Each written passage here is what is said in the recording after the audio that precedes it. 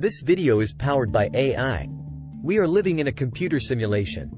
You might think that sounds crazy, but there are millions of people around the world who have experienced strange and frightening events supporting this idea.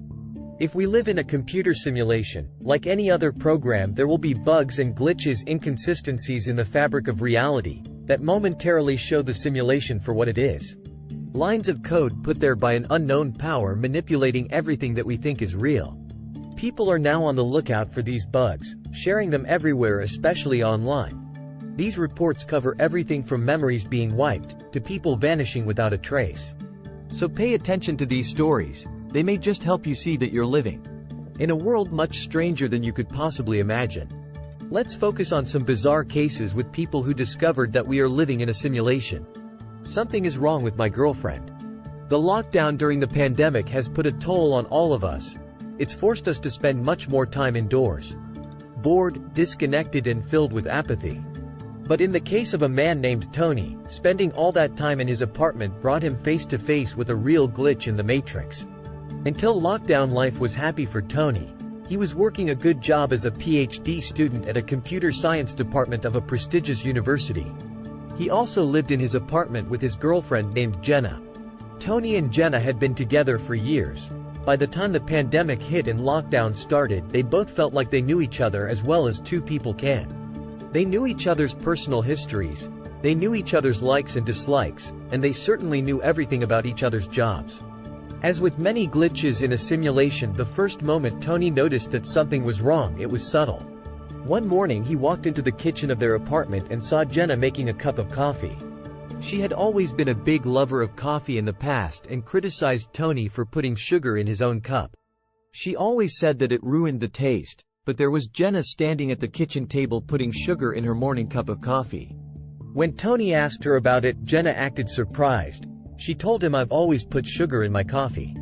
At first Tony tried to ignore this as a mistake on his part, but then other things started to become more apparent. Several of Jenna's routines changed and even her likes and dislikes flipped. It almost began to feel to Tony as if she had been replaced or reprogrammed as an entirely new person. And that is when the biggest shock revealed itself. During the pandemic, Tony and Jenna worked from home while Tony was sitting with his laptop. Jenna asked him, "How's Larry doing?" Tony didn't know a Larry. When he told her this, Jenna got angry, saying, "Of course you know Larry. He works with you at the company. You're always talking about him." Tony tried to convince Jenna that Larry didn't exist, but she was adamant about it. What shocked Tony even more was that Jenna was certain that Tony knew Larry because they both worked for the same company. When Tony told Jenna that he worked as a university PhD student and had never worked at a company, she could not accept it. Something had gone very wrong for one of them. It was as if one of their lives had become reset and altered, but whose? Was Jenna really hallucinating the entire time, or did she actually remember things how they were before the glitch? Was it Tony's life that had been transformed, like a rewrite had occurred, an update? Had Tony's life suddenly had been altered for an unknown purpose, or was Jenna the glitch herself? Neither of them could come to terms with this huge change in their lives, and to this day they still can't. They were both left wondering if they could even trust each other.